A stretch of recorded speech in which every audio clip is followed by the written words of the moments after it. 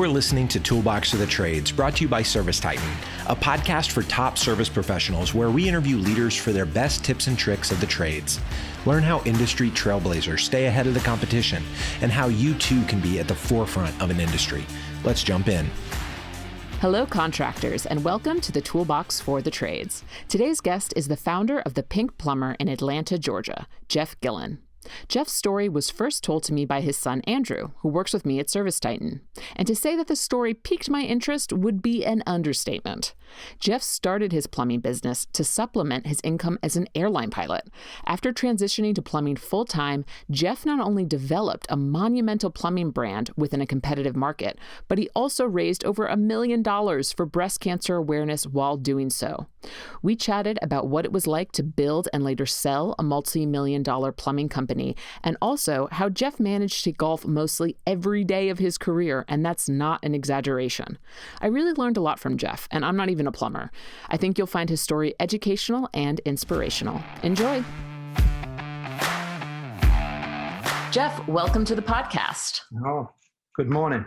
I am so excited to talk to you today for a multitude of reasons. One, in our pre-interview, I found that you were a very wonderful person to chat with, but also you have some connectivity with ServiceTitan.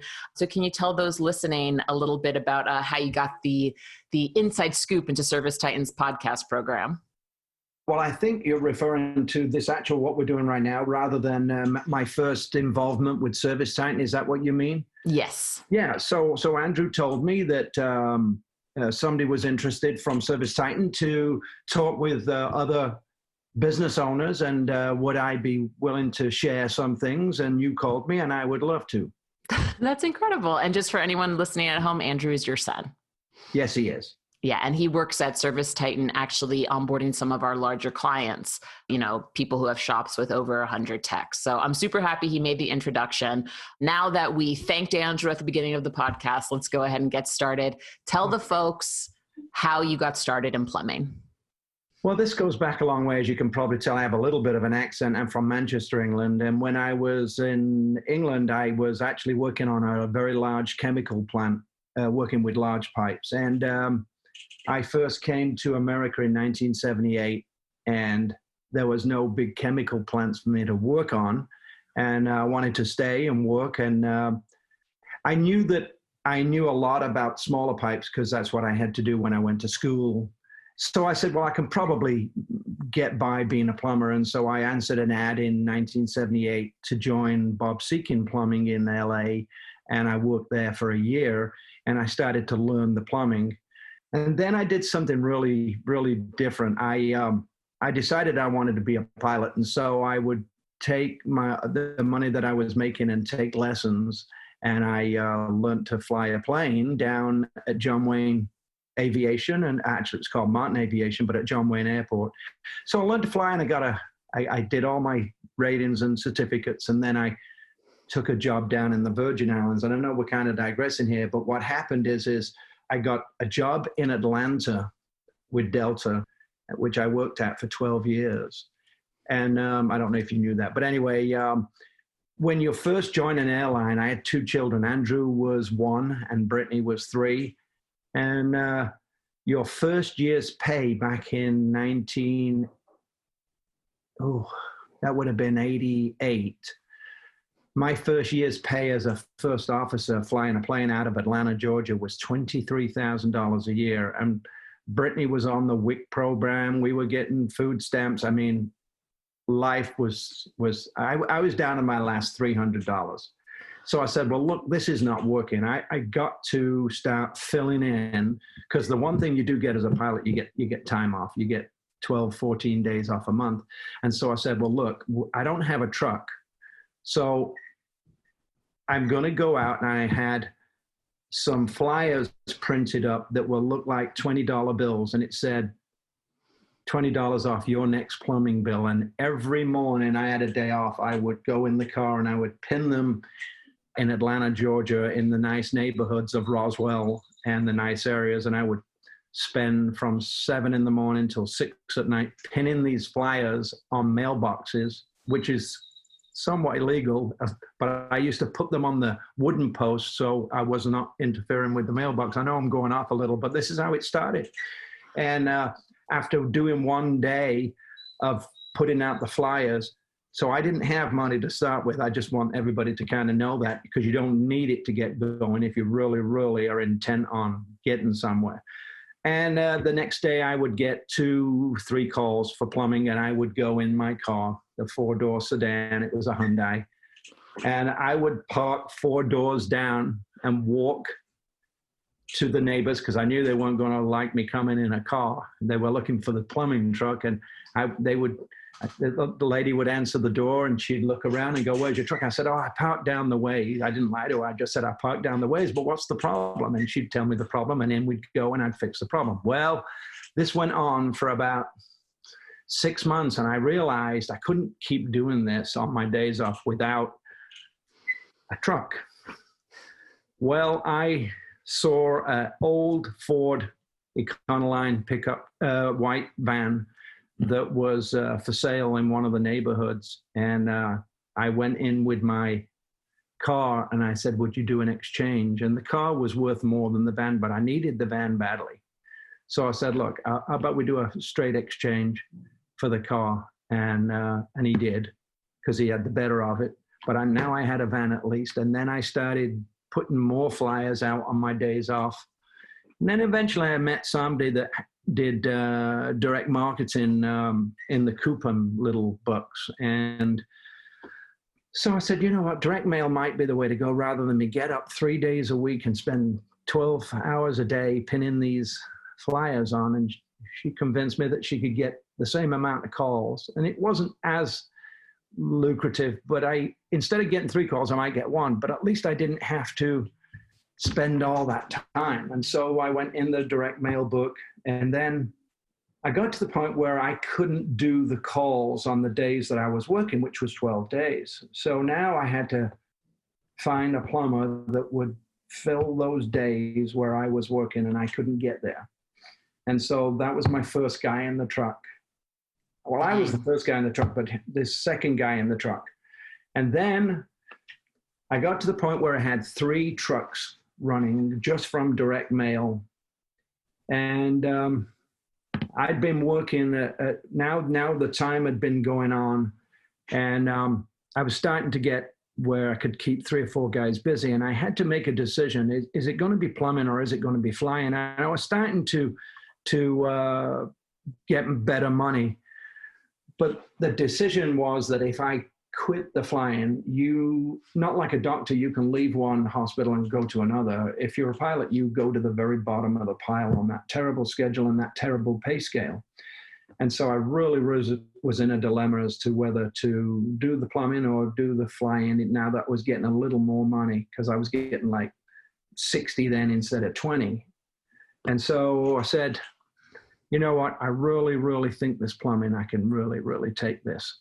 And just at that time, I'd met an Irishman who also had 4 trucks, and we met each other in downtown Atlanta by accident. We were working close to each other, and I was worried he was gonna, be upset I was in his territory type of thing. And I went over to talk to him, only to find he was Irish, and I could just got along great with him.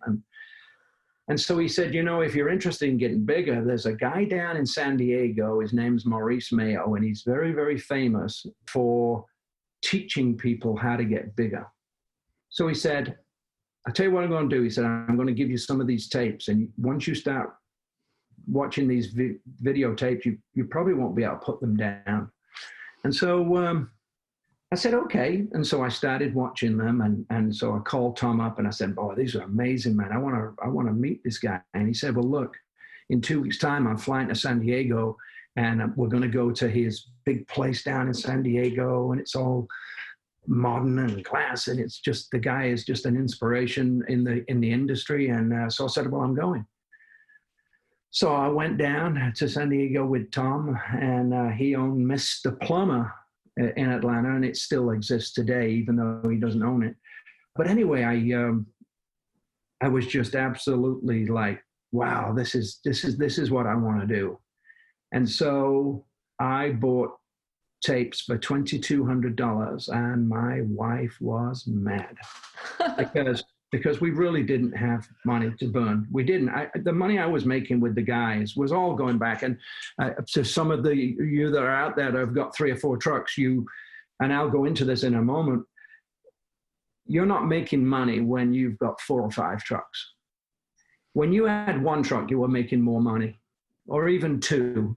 But once you start getting in the 5, 6 area, you're making less money because the overheads get more, and now you're having to put in a girl in the office, and you're having to hold parts, and you're going to need a place to put them. And so things change. But anyway, once I met Maurice and did these videotapes, I was just, this was my ticket. This was my A to Z of what I needed to do, and I could get there. And I believed in it. And so I came back, and I still was doing the direct mail. And then I said, you know what? I got to do Yellow Pages. I got to do one of those little tiny 1/8 of a page ads, even if it's way above what I could afford.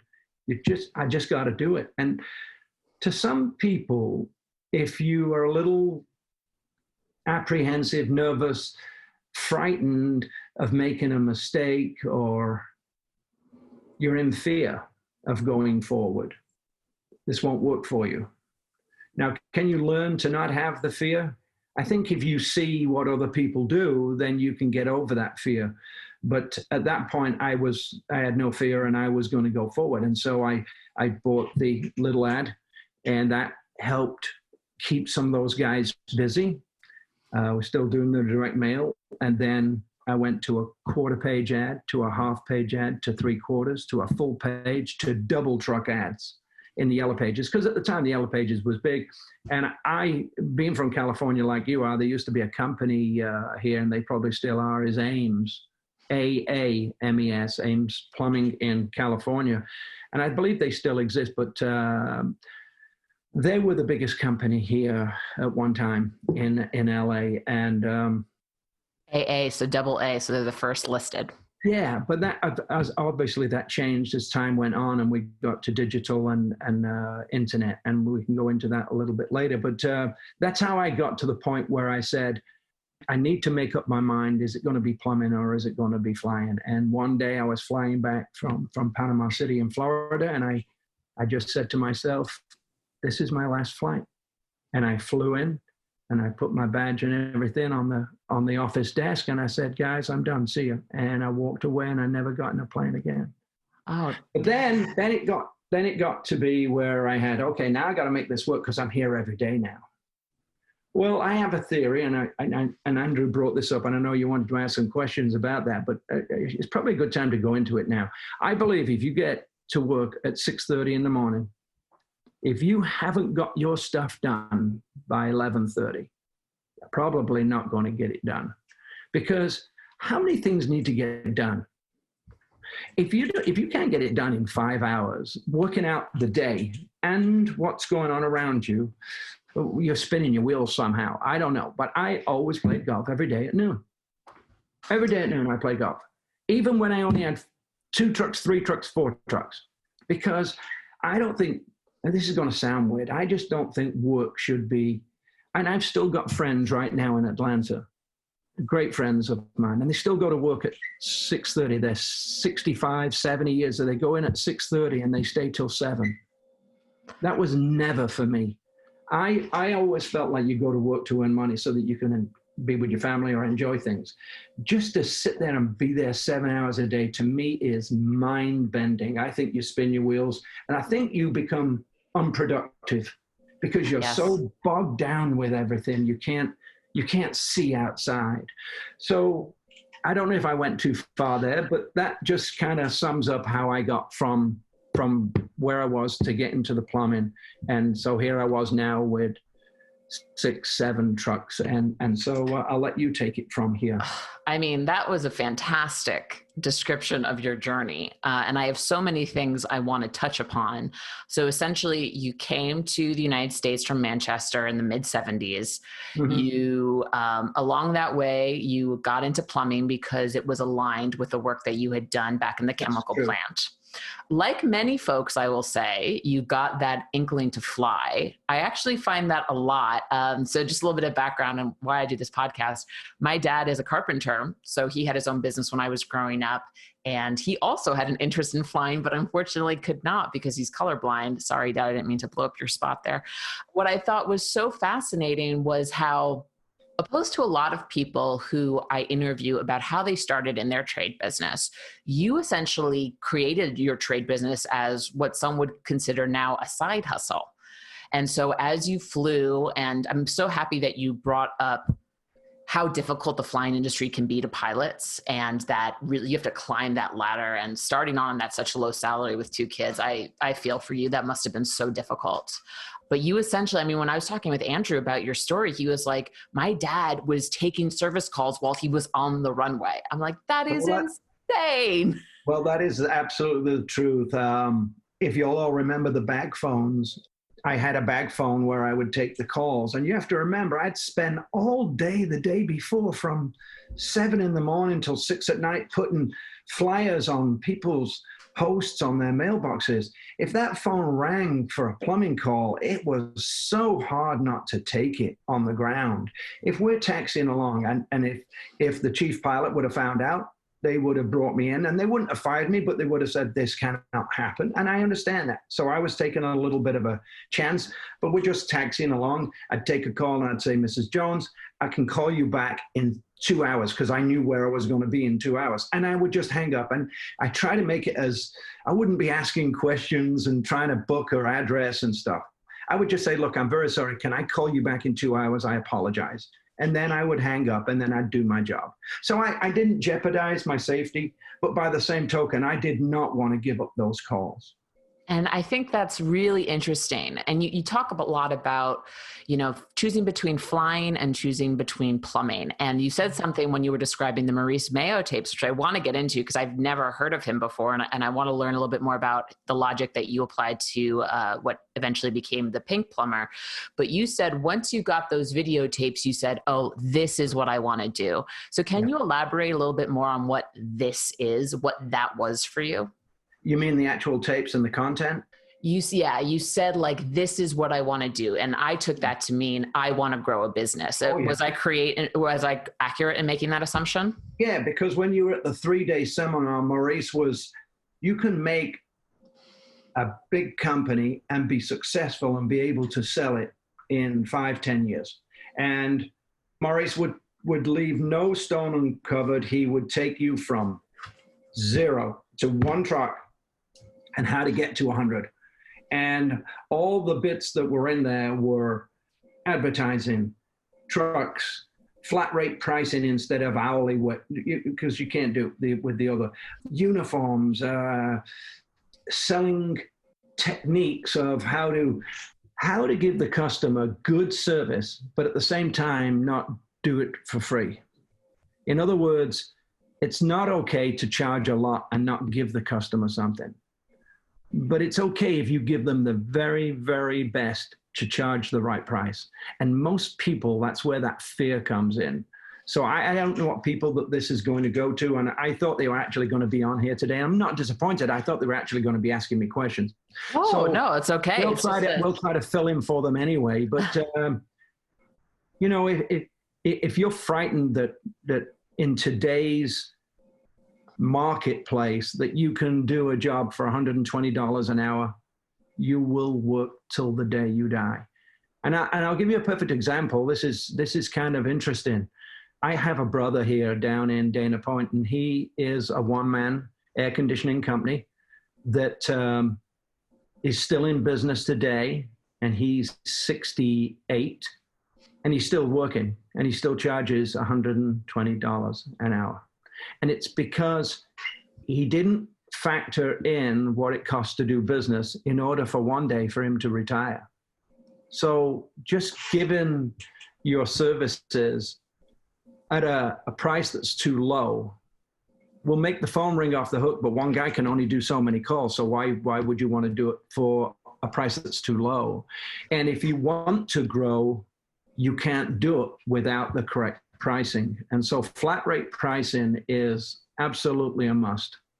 And there's a lot of negativity from people like my brother who go, you know what, I'm still working every day and you're retired and I don't know what to do about it. And I said, well, 20 years ago, I told you that if you watched Maurice's tapes, which I gave him, you could have been retired now and sold the company. And his whole soul was, I can't find technicians. Well, you know what? You can put fences and barriers up, but I can tell you now, for the people that are watching right now, whoever they are, you have to find a way to take fences and barriers down, because they're going to pop up nearly every day in a small business. You're going to find things and you got to solve the problem and make it go away and keep pushing forward. Because if you're not pushing forward, I had accountants, and my lady in my office that was handling, I'll never forget it, Nancy Webb, she would come in and cringe because we were struggling to pay the Yellow Page bill when I had 8 trucks. And she said, if you spend one more extra dollar on advertising, as a matter of fact, you need to stop it right now because we can't afford to pay the bill 2 months from now. I'm telling you now, if you listen to an accountant, if you listen to the lady in the office or the man in the office that's handling your accounting and they say you're stretched way too far, it's time to put 2 more trucks on. I'm telling you, it's the way it was done. Nancy would tell me, this time next month, we're going under and I won't be able to pay the bills. And I'm telling you now, if you listen to those people, you'll stay right where you are. And I don't know where it is today. It might be 1 truck, it might be 10, and it might be 40. But if you listen to those type of people, you will never get where you want to go, because it's fear. And fear is a terrible thing. It inhibits any entrepreneur to listen to people. We went through I think you might even touch on it later, and I'm probably going off on tangents here, but in 2008, when we had the recession, everybody, Nancy was the first one said, this is it. We got to pull back now while we can. Not only now. And I said, well, let me do something first. And so I was dealing with the radio station and my Yellow Pages at the same time. So I had them come in for a meeting. I had 8 trucks running. And I said to them, look, everybody else is falling apart here because of the 2008. And I said, now's the time for you guys to give me a better deal, because I'm still with you. And so I negotiated deals on my Yellow Pages and my radio. All the car, as everybody knows, probably going back 15 years ago, the radio was what we listened to because it wasn't the internet. And everything was run by either politics in a voting year, or it was car sales. And people were always on the radio for car sales. So they'd lost those. It wasn't a political year. Nobody was advertising. So I said, I'll tell you what, I want guarantees that if I stay advertising with you now at a reduced rates, those rates stay with me when times get good. And I negotiated deals for 3 years for now, while I don't want to say I had them over a barrel, but they needed my money and they needed me to advertise. So I wanted something in return. So I upped my spending. And in 2008, we went up 30% in volume in 2008. Yeah. Nobody could believe it, because look, you can't, as your plumbers know there, and I think we're only dealing with plumbers, you've got to have water and you got to have a bathroom. Those are things that are non-negotiable. They're non-negotiable, and you got to have them, unless we lose everything, and then who cares? But at that time, we went up 30% in volume because the fearful plumbers pulled back the reins, and we started spending more at a reduced rate. So I could see where I could go forward while everybody was pulling back, and that would increase our volume. And it absolutely did. I want to stop you there because this is I'm actually going up a little. no. You're my favorite type of interview, one where I don't have to talk and I just get to listen to all of your wisdom. I want to stop because this is what we actually heard a lot of during, the wake of the coronavirus in the United States. We were doing a lot of webinars with people who still own their business, and a lot of the advice we were saying is now is the time to double down on your marketing. Now is the time to talk with your vendors and negotiate deals, because it's just like you said, plumbing business is in a lot of ways recession proof. No one is going to go without a toilet that's running. No one's going to go without hot water. These are essential services that we need. Mm-hmm. So I love that you did that also in '08. And I also really want to talk about what you said, which as I was trying to summarize it in my head as you were talking about fear and how fearful holds you back. It's like face the fear and, feel the fear and face it anyway. It sounds like ever since you first came to the United States, you were just struggling, like you were just being incredibly inventive. And, you mentioned that your family, when you were a pilot, were on food stamps and there was, you had so little money and budget was tight, but you never let that hold you back. And you've been very diligent about repeating that over and over again. So can you kind of elaborate on your whole mindset about fear and as it relates to a business owner a little bit more, and what really folks right now who may be listening to this, who may be experiencing fear, what you'd like to say to them? Does that make sense? Well, fear's there. It wasn't not there for me, but I think if it stops you from thinking clearly and being able to move forward, then it becomes very detrimental. Fear was there for me. It wasn't that it wasn't there. It was, and I don't think I had a conscious feeling of, oh, the fear's there, I don't care. It was more a situation of, yeah, I'm in fear, but if I succumb to the fear, then I'm just going to go backwards and I'll finish up with nothing. Mm. And so it was more to me of, I'm fearful, but I think this is a better way to put it.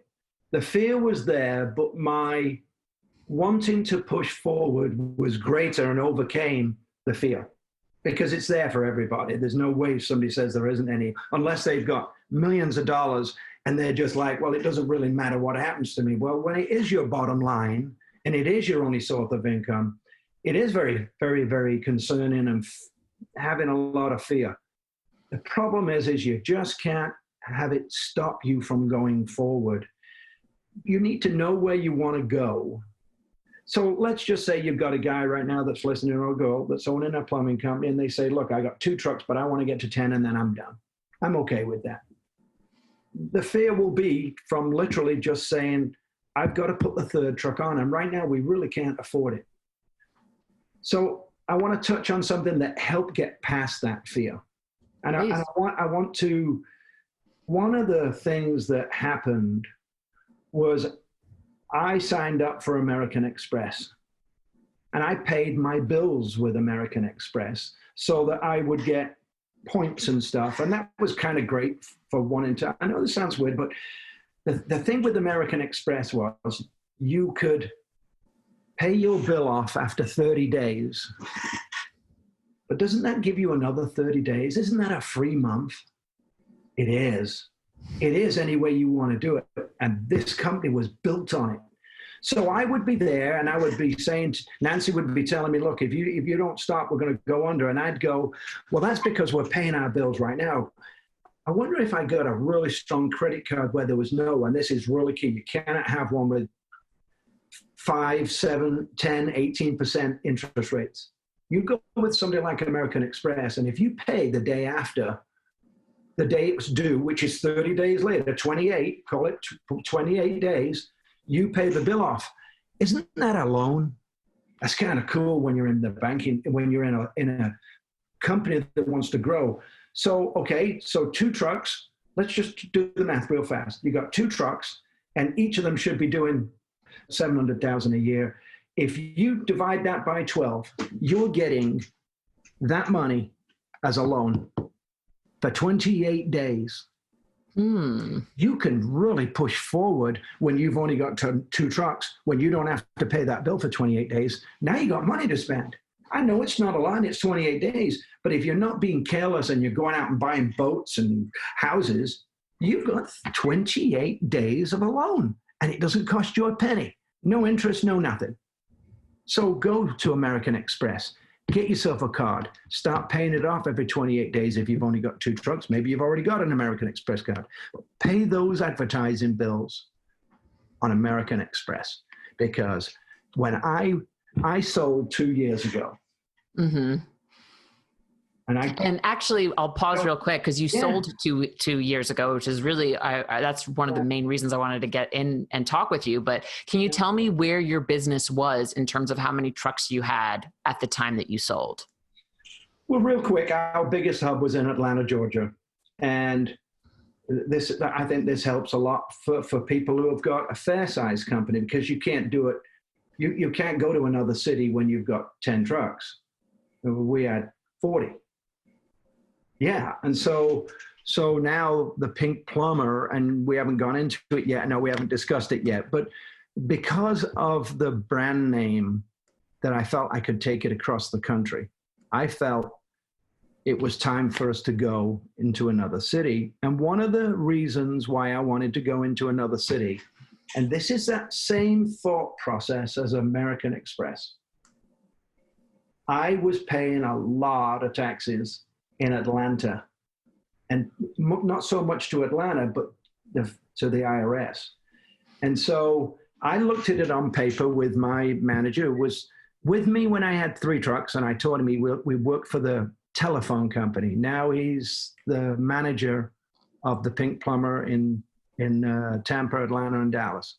And so, cut a long story short, IRS was charged. I was getting charged a lot of money that was going to the IRS. And I said to my guys, look, how about, and this is going to sound bizarre to your listeners, you have to understand, as an owner, when you've got a large company, you'll get a salary, and I don't care how successful the company is, you don't want it to lose money. But when you say you're losing money, the owner still gets his paycheck.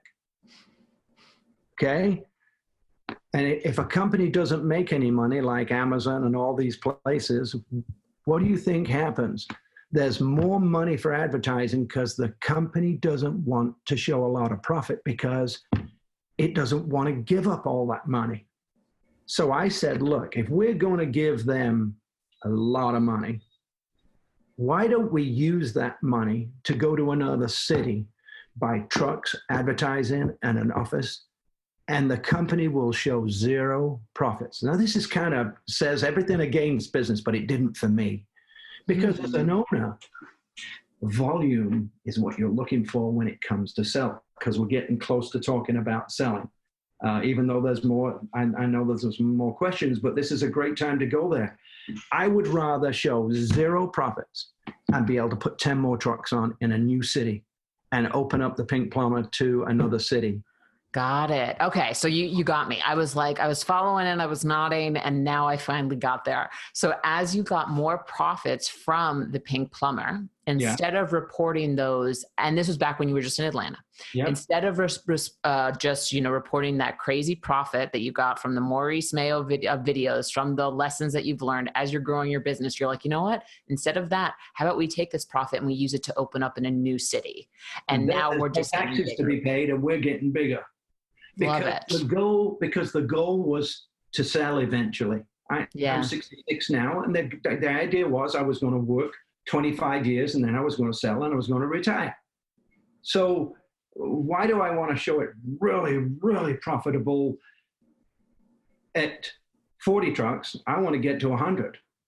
And that's how many trucks you were at when you sold, correct? Pretty darn close. I don't know. They gave me... I don't know that you want to even discuss that. I don't have a problem with it, but we were doing $23 million a year. That's incredible. That's awesome. Yeah. And I want to get to the Pink Plumber too, because we haven't even talked about that wonderful branding play. A couple things that I want to mention, because they're worth mentioning. One, how many gray hairs did you give Nancy? Poor Nancy Webb. It sounds like she was just stressing out all the time. Oh, yeah. But you also mentioned work-life balance. And this is another reason why I really wanted to talk to you. A couple minutes ago, maybe now 10 or 15 at this point, you mentioned how you went to play golf every day at noon. Yep. Even after you left flying, even as you were going from 40 trucks. And you said something so great, which I feel like so many owners in this kind of culture forget about, and it's about taking care of yourself. So can you just, before we go into how you became the Pink Plumber, can we just speak a little bit to the importance of work-life balance and why it's important to work to live and not to live to work? That's correct. It's very stressful when you only have $200 in the bank. And I think at first, when you get into your first 4 trucks, going to play was something I did just literally because it was part of my life, and golf has always been a big part of my life. But I felt like if I could really, really get the job done, and I wouldn't cheat myself. At 6:30 in the morning, I'd be at work, and I would literally feel like there were 20 items on my desk of things that I had to solve that day. And once I crossed them off correctly and not just cheated on them and got them all done, what is there to do? They have a great saying, and it's true: hire the right people and get out of the way. And it is absolutely true, because I took a manager, and I was just a plumber. I wasn't this, businessman. I wasn't a businessman. I was just a regular Joe Blow guy that had never been in business before. So to learn the accounting, not be an accountant, but just understanding. You've got to have an understanding of profit and loss and balance and all that, balance sheets and stuff. You've got to understand that. You've got jobs that you've got to do during the day. And if you feel like, and I want to bring this up because you just brought it up, how did you get to go play golf? Well, guess what? If I'd have got a call at 11 o'clock in the morning and I didn't have any other trucks to go, and a lady called and said she had a leaky water heater, I'd have still been there today. I'd have still been there with those 5 guys, 6 guys, because now I'm not doing my job. I'm actually out in the field. And at the time I talked to you about with all this talking with different plumbing owners, even as late as 5 years ago, some of those guys were still going out on the job to do the job because maybe they'd lost a technician. You can't think that way. So you get your jobs, got to be done, and at that point, it's time to break away, call at 6 o'clock, and find out how you did at night. And then work out. And you know what? I'd get a couple of calls on a bag phone when I was playing golf, and I'd just try to fill in, and I'd go, you know what? This is what we need to do. And I'm talking now to somebody that's maybe a lead plumber. This is what you need to do. And we'll sort it out here later this afternoon, and I'll call you at 5. Or we're going to do this in the morning. It can wait. As long as the building isn't burning, as we say, it's true. And so, and then I would come back a little more refreshed when I got up in the morning, because I'd had some relaxing time and some laugh and joking and fun and got away from it. And I think you get to see the outside better. When you get involved from 6 in the morning till 7 at night, you never get out from under. You can't see what's going on when you get too deep. Yeah.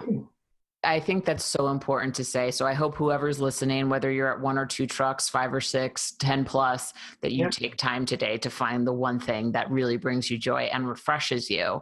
So I thank you for elaborating on that. I love that so much. Okay. So you mentioned back in LA that there was a company called Ames Plumbing. And to my understanding, Ames Plumbing was the first name that you adopted for what eventually became the Pink Plumber. Now, your company, Ames Plumbing, you started that in Atlanta, right? Yeah. Okay. So talk to me a little bit. And when you were Ames, how many trucks did you have at that point? Well, I started with 1 as Ames, and me in it. And as a matter, you might have seen it somewhere here. There's a picture of me in the first truck somewhere around. Oh my gosh, you can actually send that to me, and I would love to include it on the website for this episode. So, Yeah. I opened up in Atlanta as Ames because the company was so successful in California. I said to myself, you know what? I want to be close to the front, because then there was AAA.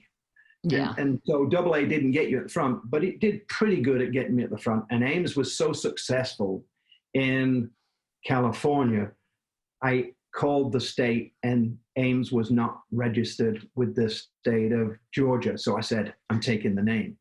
And so actually there was some funny people making fun. Oh, you're going to be this big plumbing company. And there was me in this one truck with one white old truck. That van was 10 years old that I drove around.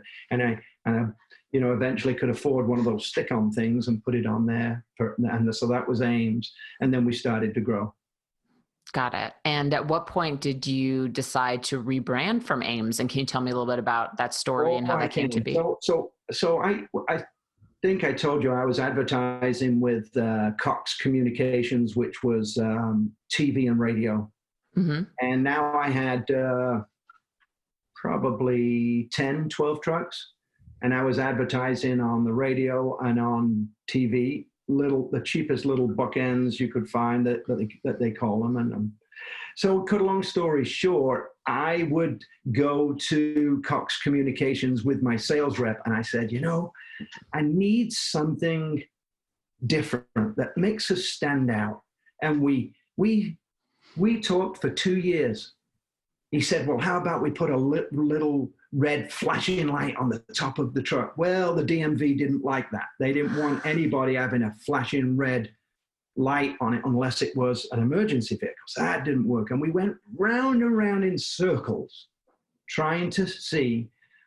And I was in my office, and one of the plumbers came up to me, and he says to me, Mr. Gillon, why don't we put a little pink ribbon on our uniform so that when we go in and make a $500 donation to breast cancer awareness, and that will probably make the customers feel more comfortable, break down some of the fears that people have when a plumber comes to your home. And I'm not joking. Life, as I knew it, changed in a split second. Ken was standing in front of me, and I closed my eyes, and I remember Mary Kay with the Cadillacs and them being very pale pink, the lightest pink you could find in a car. And then I said to myself, all the trucks, not in a gaudy way, but classy pink. And all the technicians in gray uniforms and how about we donate $10,000 a year to breast cancer research? And how about all the advertising? And in a moment's flash, the suggestion of a pink ribbon on my technicians' uniforms. I said, Ken, that's amazing. And I went into the office, and I called in my manager, Tom, and I said, Tom, I got it. I've got it. I said, all the trucks are going to be absolutely glossy, beautiful pink, and we're going to start giving to breast cancer research. My mother had double mastectomy, and so I said, you know what? This is a way to give back. It's a way to separate ourselves. And Tom said to me, Geoff, please don't do this. We've worked so hard. Don't do this. This is a big mistake. And I said, and here's that fear thing again. This is when Nancy was telling me, don't do this. Don't put 3 more trucks on. Don't spend more money on advertising. This is a fear thing. Tommy, as good as he is today, and he's still an absolutely fantastic manager, he says to me, don't do this, Geoff. You're really, really going to throw everything away that we've done. I said, I tell you what, Tommy, how about we do this? How about we change all the trucks to the beautiful glossy? What's it going to cost me for 10 trucks to be, and they're wrapped, they're not done with paint. I said, what does it cost you to wrap a truck? He said, $3,000. So I said, I got 10 trucks, $30,000. That's the most I'm going to lose. And I have to turn it back, the clock. And he said, well, it's not only that, Geoff. He said, but the name, you're going to change the advertising to the Pink Plumber? And I said, all right. And I remember I told you earlier on about taking fences down. Mm-hmm. He had a good, valid point, but I wanted mine. So I said, in order to solve this problem, why don't we be Ames Plumbing, the Pink Plumber, in our advertising? That way we don't have to give up our name Ames. People still can find us, and we can be Ames, the Pink Plumber. So for days and days and days, he tried to convince me not to do it. And I said, we're going to do this because I got vision and I can see this. Can you imagine the separation, trucks going down the road? You won't be able to miss them. And they'll be like billboards. And we have these big pump trucks, these massive big $250,000 big pump trucks for doing sewer cleanouts and stuff. They're massive. I said, all those pump trucks. He said, Geoff, the pump drivers won't drive a pink truck. They're just going to give up. And I said, no, I think once they realize that they can sell better, when the customer realizes that they're doing good in the community.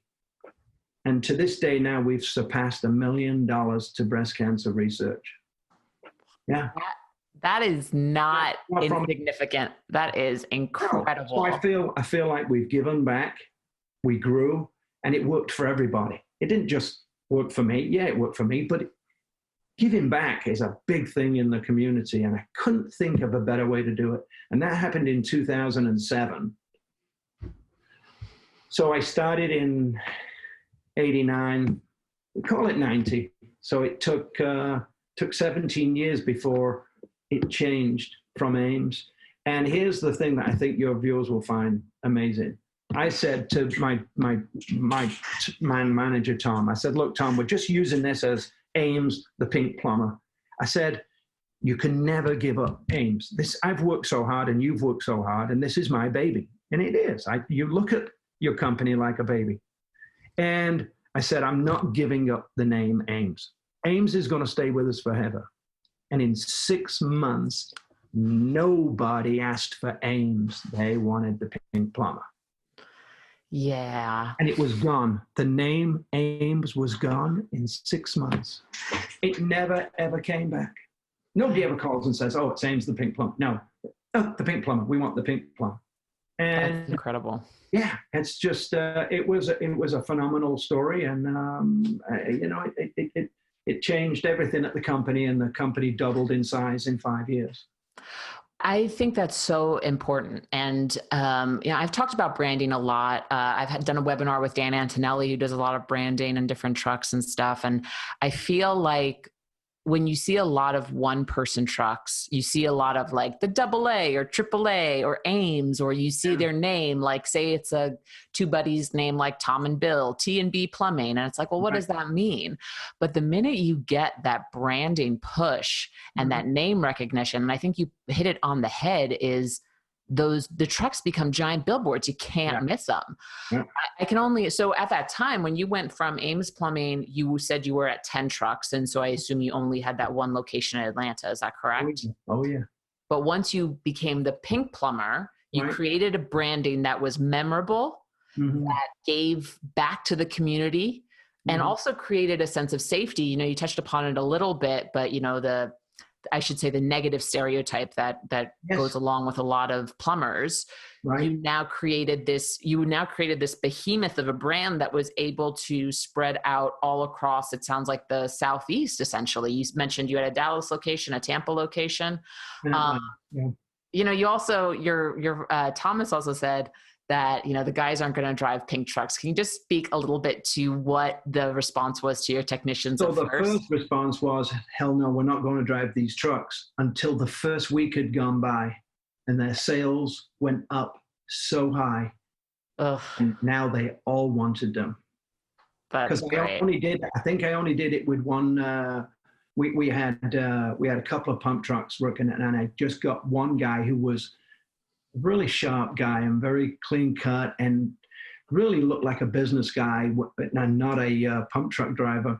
And he said, let me see this. Let me just see if I can make this work. And his sales jumped up so high because everything had gone away with the customer. They would ask him questions, and he'd said, yeah, we're donating to breast cancer research and blah, blah, blah. And all of a sudden, everything went away, and there was no fear tactics, and his sales went up. And the next guy said, I'm in too. And it just never stopped there. every one of them wanted a pink truck because it takes down some barriers, and it's true. And look, this is not the only, you can turn around and go, look, this is the only one time that this could work this way. No, it's not.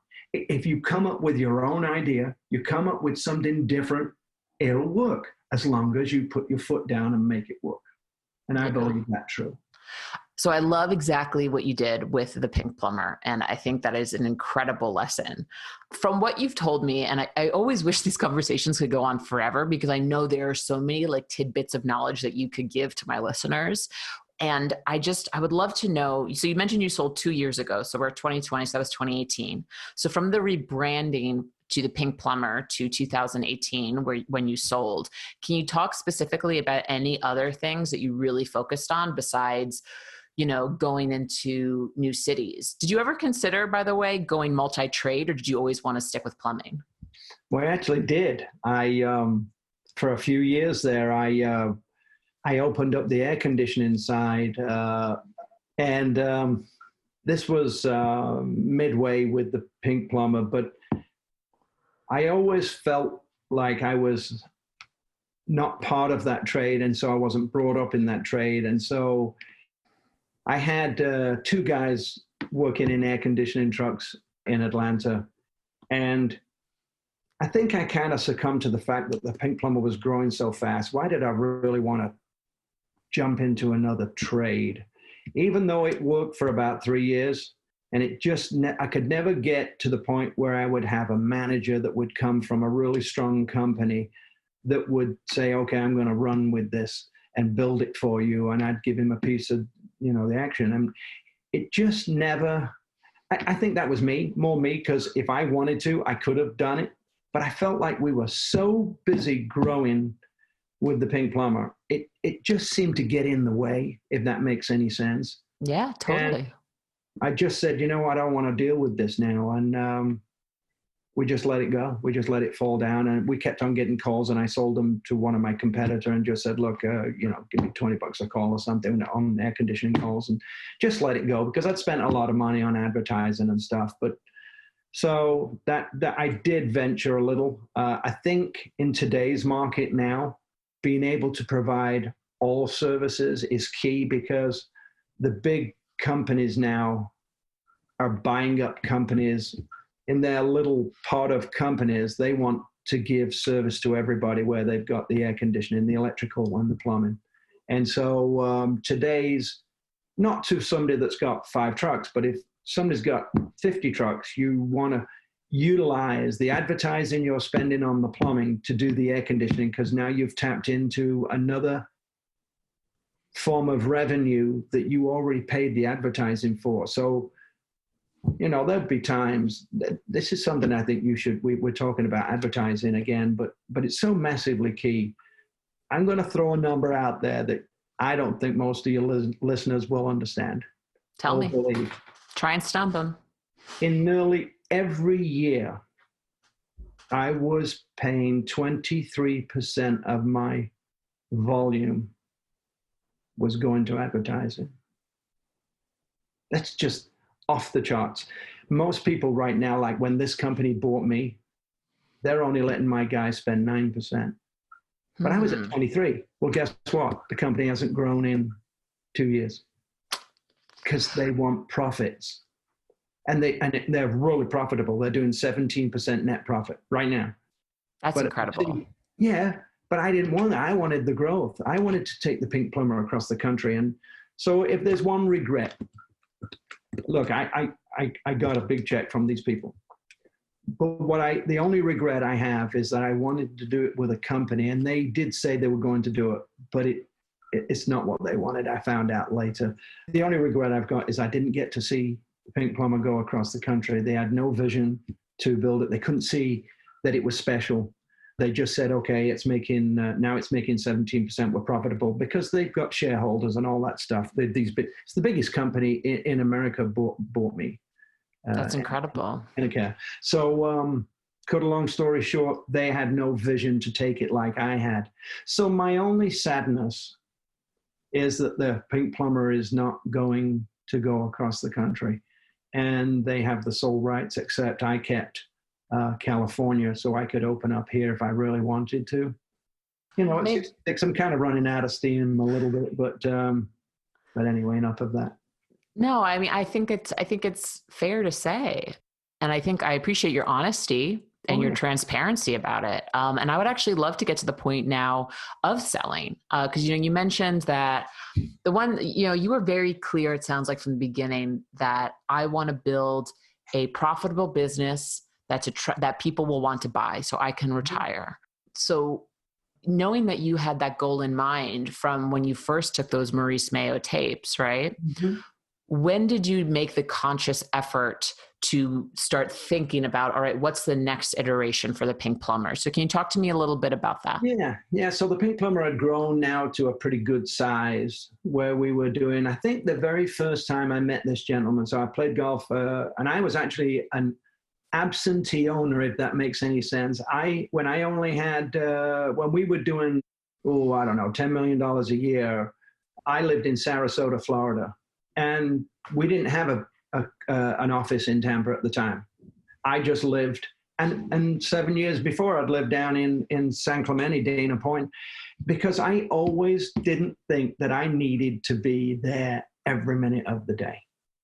It's just the way I've been. So I know there's one side of the people are looking going, look, he went from absolutely $300 to 20 million. How do you do that when you're not there all the time? Well, you hire the right people and you instruct them about what you want and what you need and train them. Yeah. Systems and processes, manuals. So the question now remains is how did I get to selling? Well, I was playing golf in Sarasota and I met this wonderful man, Doug Trottier. And at the time, the value on the company was $4 million. And so I was like, $4 million. This is a good chunk of money right here.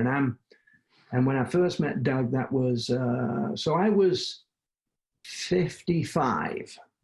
And Doug was like, look, market's good. I've got a buyer for you. And we went to sit in front of him and we sat in front of 10 others over a 3-year period. Ooh. And all the time, remember, I was spending 23% of my volume on advertising, and that company went from 5 to 8 to 10 to 15 to 20.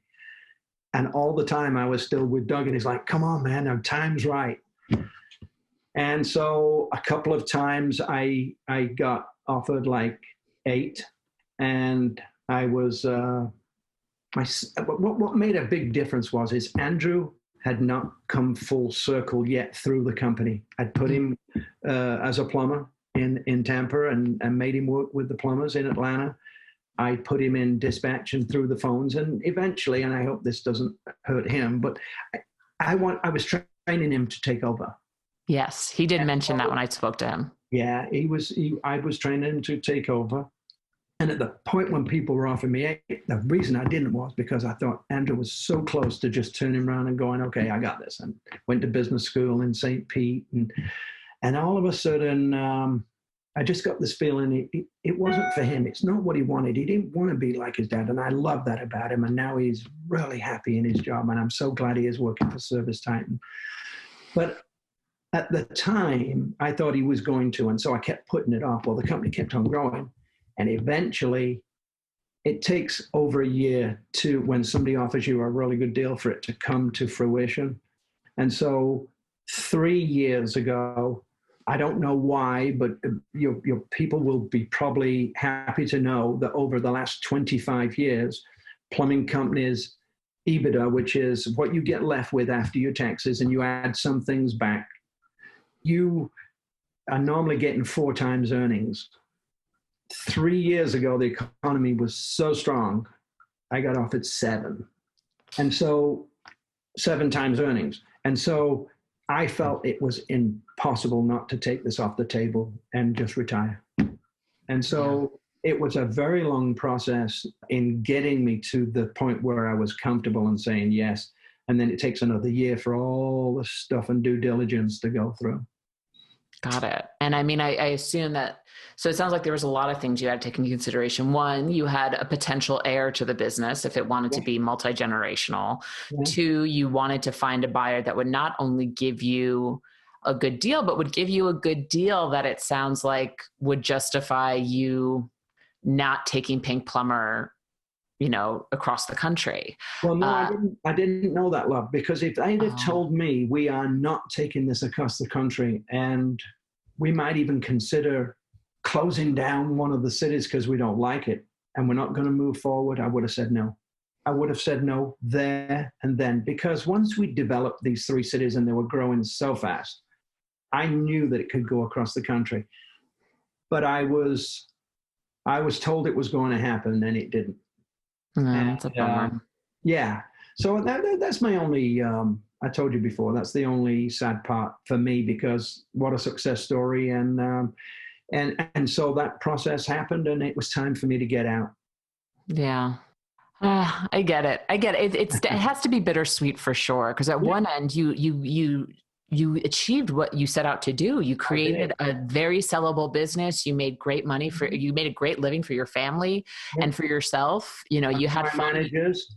Yeah. You had fun. You played golf along the way. You created awesome employees, but yeah, I get it. I totally get it.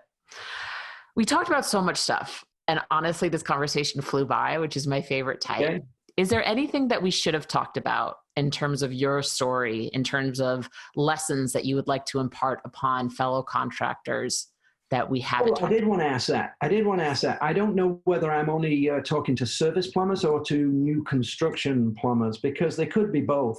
You are talking to literally every service entrepreneur out there. So you could be talking to an HVAC guy, you could be talking to an electrician, you could be talking to a garage door guy. I see. So you're talking to everyone. Yeah, but there's a difference between service plumbing and contractor plumbing. We do definitely, like, contracting plumbing is definitely also in our base. So in our listener base. Yeah, well, there's so many forms of advertising. There's only one thing that makes a business grow, and that's advertising. And you got to find the formula that's the least expensive for the amount of exposure you're getting. Let me put it to you this way, and this will not be news to anybody that's listening. Well, it might be to the 2-truck, 3-truck guy. You could turn around and say, okay, I'm going to borrow $1 million. I'm going to spend it on advertising, and now I've got enough room for 15 trucks, and you've only got 2. Oh, that doesn't work that way. It's got to work, and that American Express thing works like that. You get 30 days of advertising that you spend extra to keep, and then you can put 2 more trucks on, and guess what? Then the next month you put another truck on, so you increased your volume, and now I paid it back in 28 days, and I can put another one on. Well, think about it. If you could put on a truck once every 2 months, once every 3 months, you'd start growing, and that volume is what's the key. Volume cures all. And by volume, you mean? I mean that the more volume, the more calls, the more advertising, the company gets bigger, and it doesn't have to be profitable at first, as long as the owner can get his salary. Don't look for profits. Look for growth.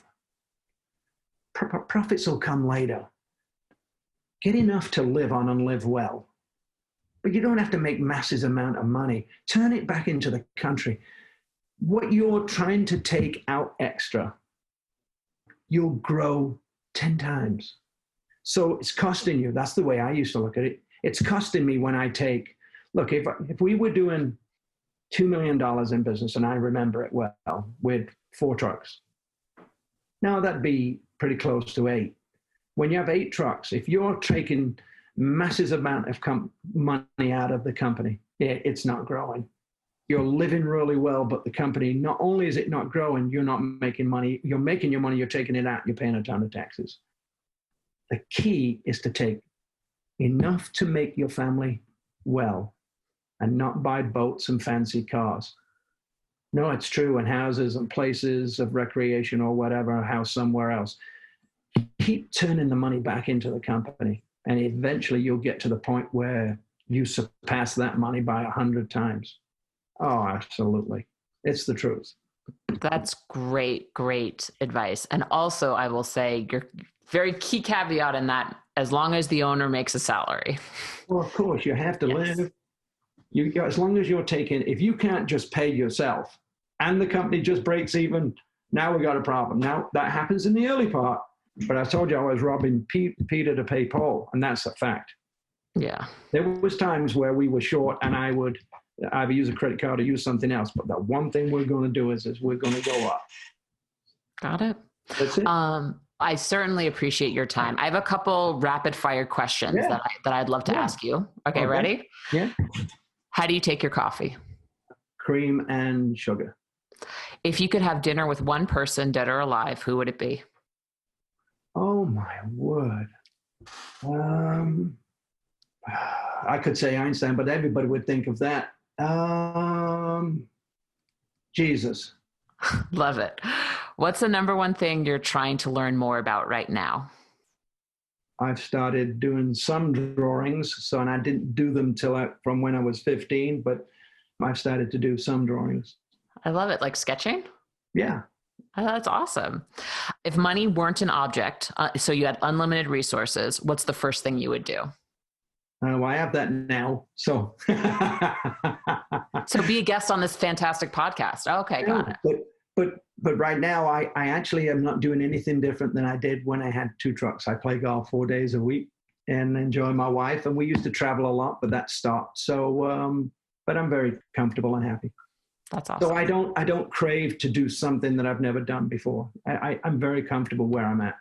And that's because you've prioritized doing your stuff and not waiting for the perfect opportunity. Right. Final question. What's the number one thing every contractor should do to run a successful business? Oh, we never talked about this. So I met that guy, the Irish guy, and he put me on to Maurice Mayo. I came back to Atlanta, and once I started to grow, I contacted 6 of the top plumbing companies in Atlanta, and we went out for lunch every 2 weeks. Every 2 weeks in Atlanta, we went and we had 2 hours, sometimes 3-hour lunches. And we would never talk about pricing. We never talked about fixing. We talked about bad plumbers. How much we paying for insurance on trucks? How much are we buying our trucks for? How much are we spending on advertising? We would sit and talk for hours. And remember the manager, Tom? He told me, Geoff, we can't be doing this. We're sharing everything with everybody. Well, guess what? You're not actually sharing, you're learning. You're learning, and I learned so much from the guys that were bigger than me about what I was paying the technicians, how I was paying them. Knowledge is wealth, and without it, you have nothing. So to communicate with people in your industry, just like they want to bounce things off me, find people where you live right now in the same industry and call up the owner. And I tell you what, they can't wait to tell you stories. It just goes with the territory. People will say, well, why do I want to go to lunch? He won't tell me anything. Yeah, well, you know what? Buy him a beer. He'll tell you everything. It's true. I love it. I know. I'm so happy we circled back on this because I remember it in the list. Yeah. I just feel like it is really important. I know we can be really tight-lipped around competitors, but it's so true. That's one of the reasons I started this podcast is I want to give these lessons out there because the more you learn from other people, the more you network, the more successful you'll be. A rising tide lifts all boats. You know what I mean? Mm-hmm. Geoff, I want to thank you again for your time. Okay. This conversation completely flew by, and what a wonderful way for me to kick off my work week talking with someone like you. So thank you so much. You're welcome. All right. I hope you have enjoyed the rest of your summer, and I will keep you posted when this comes out. Okay. All right. Thank you for being a guest on Toolbox for the Trades. Okay. Bye-bye. Right. Bye. Bye. Ever wonder how much your business is worth? So many owners ask that question and have no idea where to turn for an answer. In just a few clicks, ServiceTitan's new Service Business Valuation Calculator can give you an easy and free estimate of the current value of your business. Whether you're thinking about selling your company or looking to track growth, check it out now. Visit ServiceTitan.com/value. Again, that's ServiceTitan.com/value. See how much your business is worth today. Want to network with fellow service entrepreneurs and former guests of this podcast? Join our private Facebook group, Toolbox for the Trades, to get immediate access to the best tips, tricks, and tactics from fellow service entrepreneurs. Visit Facebook.com/groups/Toolbox for the Trades, or click the link in our show notes to join. See you online.